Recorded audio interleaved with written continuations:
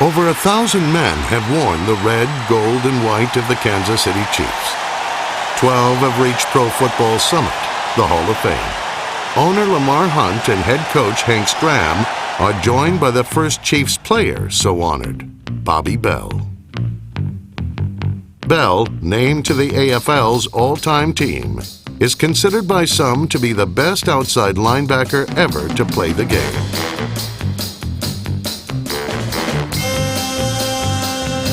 You're talking about a guy who, to this day, I believe could probably suit up and play right now. Here was a guy who was considered, the best athlete at that time in the game. He's the only player that I think I've ever been associated with at any levels of competition where he could have played on any position on the team, and you could have won championships with him in the game in any one of the positions.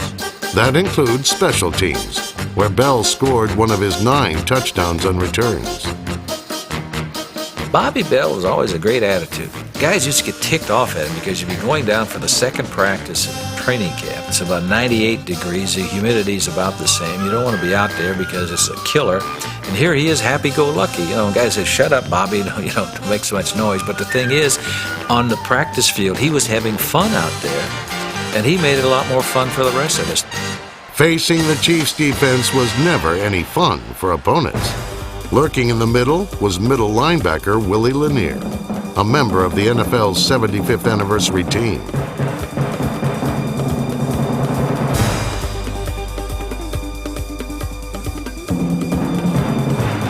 They call him Contact, Mr. Contact. He was hitting people so hard. He had that helmet, the special helmet with the pad on. He kept knocking himself out, and they had to put this helmet on him, and try to figure out how they can keep from knocking himself out. Dog, give me some dog. Take it inside. Take it inside. Watch yourself, dog. Good shape, baby.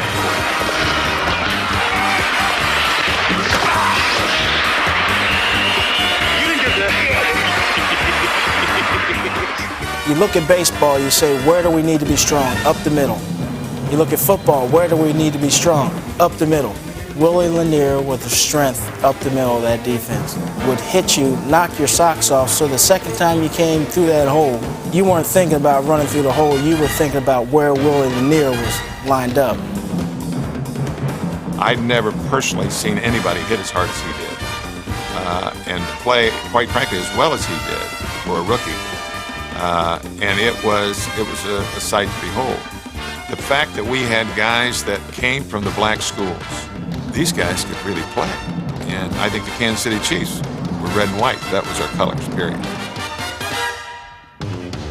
Lanier was joined in the Hall by former Grambling defensive tackle Buck Buchanan, drafted with a pick acquired from the Raiders, who then selected Gene Upshaw with the express purpose of blocking Buchanan. Out of every player I ever played against, he was the most feared because he brought everything to the table. He was 6'8", he was 300 pounds, he was quick, he was strong, he was fast, he was dominating. And if you were not prepared to deal with that, it would be a long, long Sunday afternoon. The first game I played in for the Raiders was against Buck Buchanan. He killed me. I don't know how I ever survived it. He just ate me up. And I never will forget coming out of that game and said, my job for the rest of my career is to block this guy. It was a job few offensive linemen could handle. Buck Buchanan was truly loved by his teammates. The entire Chiefs family was thrilled by his election to the Hall of Fame, but saddened by the fact that Buck was ill and would outlive his enshrinement by less than 2 years. I remember he could hardly hold his head up. I hold his head to the side. He was like on the side of the bed. And that was, that was very, very, very moving. But he told me to keep doing what I was doing, keep being a man, keep doing what I was doing for the community. And so that's the way he was. To the young people of all walks of life, may I say, never give up your hopes and dreams of success. Thank you very much, and may God bless you. Buck Buchanan is one of my personal heroes in my life.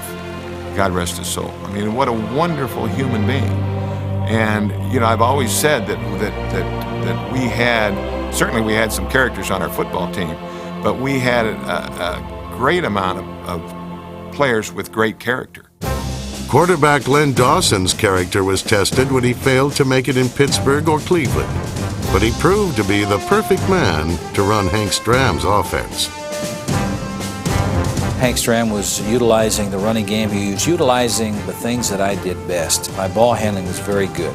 With play-action passes really helped because of my ability to handle the football. I could throw on the move, both left and right. And so Hank started featuring that phase of the game. And my strong suit was accuracy. I could throw the ball accurately, and I could throw the ball accurately up to 50 yards. Lenny just was a great judgment thrower. He threw the ball with great, touch on it. I used to love to run under balls and catch the ball with reach. Lenny wasn't a bullet-type passer for 60 or 70 yards. He threw a softball.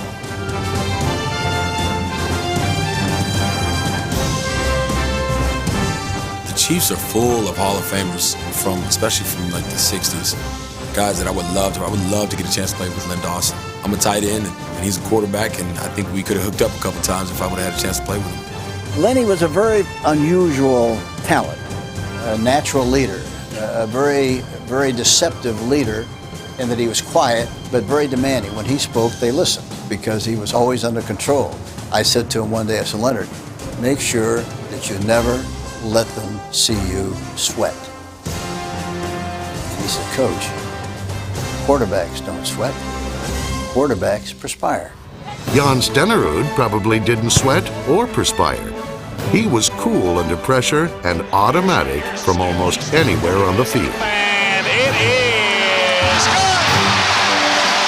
Fifth field goal of the evening for Jan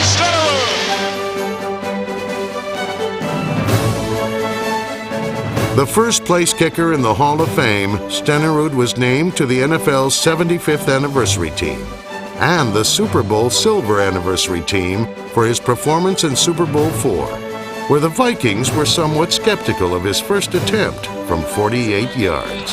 Yeah! We were both on the same side of the field, and they were poking each other and laughing. Look at this. Look at the Indians setting out a field goal, 48-yard field goal. And Jan kicked it like a frozen rope. Went right through there. It might, look like it had helium in the ball. In fact, it might still be floating around in a stadium someplace. In 1993, Marcus Allen came to Kansas City, and in just 5 seasons helped lead the Chiefs to 55 wins and 3 division titles. That was probably the huge drawing point for me when I showed up to Kansas City. I was like, man, I get to meet Marcus Allen. I get to play with Marcus Allen. It was like a dream come true for a little boy out of Southern California who grew up watching the Raiders play and watching Marcus Allen, and now all of a sudden I get to play with the guy. It's incredible. Allen scored his 100th touchdown against his former team, the Oakland Raiders, and then just kept going.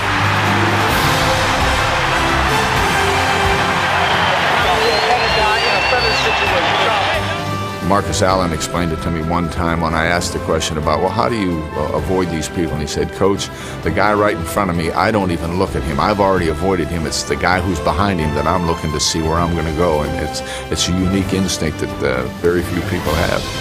By the time his career was over, Allen had more rushing touchdowns than anyone in NFL history and had reached the end zone 145 times. At that time, the second highest total in league history. Handoff, sweep right side, Marcus big hole, 30, 25, cuts inside, got a block, 20, cuts across the other way, 15, 10, foot race to the 5, running to the far sideline, he's got it, a touchdown! Marcus Allen in the backfield, Richardson the fullback, handoff, Marcus Allen, he does! Touchdown, Kansas City! Marcus Allen! Handoff, Marcus Allen, left side, touchdown! Marcus Allen, move over Sweetness, move over Walter Payton. Marcus Allen now has more rushing touchdowns than any running back in the history of the National Football League.